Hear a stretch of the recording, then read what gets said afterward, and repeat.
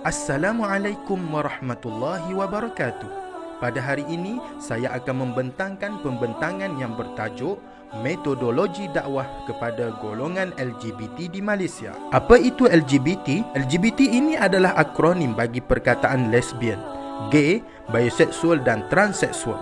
Lesbian adalah sebuah orientasi seksual ketika seseorang perempuan mempunyai kecenderungan seksual menyukai sesama perempuan. Gay adalah perbuatan homoseksual yang lebih spesifik untuk lelaki yang mempunyai kecenderungan seksual menyukai sesama lelaki. Biseksual secara sederhana adalah sebutan untuk seseorang yang dapat tertarik kepada lelaki dan juga perempuan. Transseksual ialah seseorang yang berperasaan dan berpenampilan sebagai jantina yang lain dari asal dan kadang-kadang menukar jantinanya melalui pembedahan.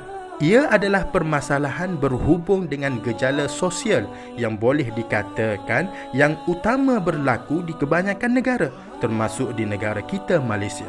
Realiti LGBT di Malaysia. Kewujudan LGBT di Malaysia bermula dengan kewujudan Pondan dan maknya sekitar tahun 1980-an. Masyarakat Malaysia sangat sensitif dengan gaya hidup yang menyalahi tuntutan agama dan tata susila budaya timur, apatah lagi dengan perlakuan yang menyalahi tabi'i manusia. Golongan LGBT di Malaysia turut mendapat sokongan daripada pihak-pihak tertentu, antaranya Seksualiti Merdeka, G25 dan sebagainya, atas nama menjulang prinsip hak asasi sejagat. Pada tahun 2018, Wakil Komuniti Transgender Nisha Ayub telah bertemu Menteri di Jabatan Perdana Menteri Datuk Dr. Mujahid Yusof Rawal dengan agenda meminta kerajaan tidak mendiskriminasikan golongan LGBT. Menurut statistik Kementerian Pembangunan Wanita, Keluarga dan Masyarakat, pada tahun 2013, seramai 173,000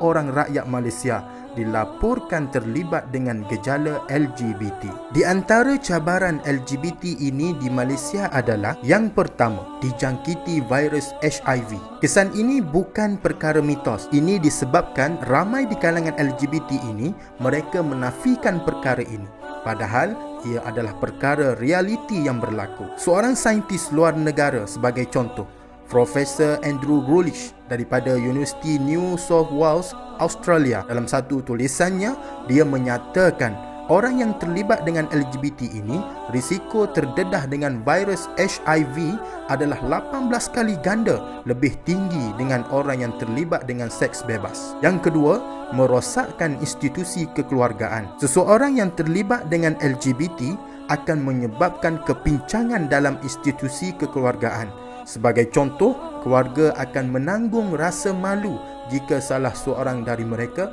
terlibat dengan LGBT. Yang ketiga, meruntuhkan nilai agama. Dalam Islam, hukum LGBT ini adalah haram dan dilaknat oleh Allah Subhanahu wa taala.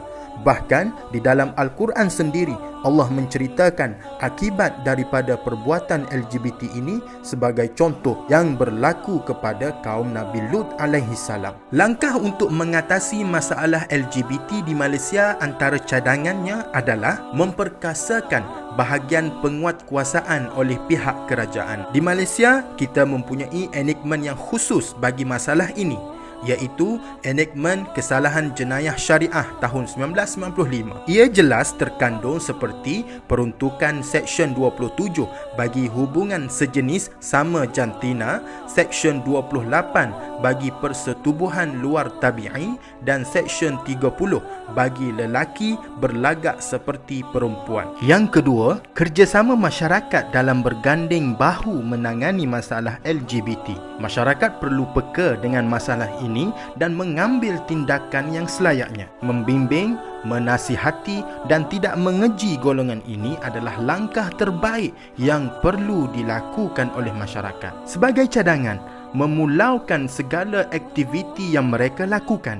Sebagai contoh, masyarakat boleh memulaukan golongan ini yang secara terang-terangan melakukan kesalahan tersebut. Ini dapat dilihat dengan mereka menayangkan segala aktiviti mereka di laman sosial seperti di Facebook, Instagram, YouTube, Twitter dan lain-lain. Selain itu, Mungkin golongan LGBT di Malaysia ini ada yang terlibat dalam bidang perniagaan dan sebagainya. Kita boleh memboikot produk-produk mereka ini.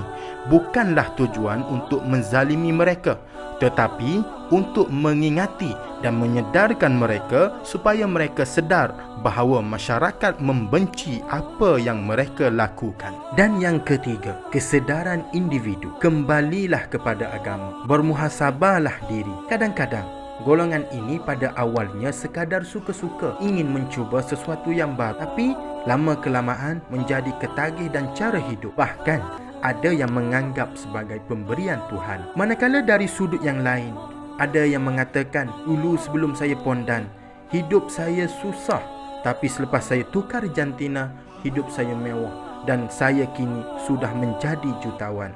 Kita kena ingat, Allah memberi rezeki kepada kita semua. Tapi berhati-hati tak kala Allah memberi rezeki kepada kita dalam keadaan kita melakukan maksiat. Untuk kesimpulannya, walaupun masalah ini hanya segelintir yang terlibat, kita semua tidak seharusnya memandang enteng perkara tersebut. Salah tetap salah, tak kira besar atau kecil kesalahan tersebut. Ini kerana jika perbuatan terkutuk dan dosa besar ini dilakukan juga serta masih berleluasa, maka tidak mustahil Allah Subhanahu Wa Taala akan menurunkan hukuman dan azab. Semua pihak seharusnya bersatu padu untuk membendung masalah LGBT ini. Penglibatan semua pihak dalam membantras gejala ini mampu memberi kesan yang positif kepada agama, bangsa dan negara. Sekian, wassalamualaikum warahmatullahi wabarakatuh.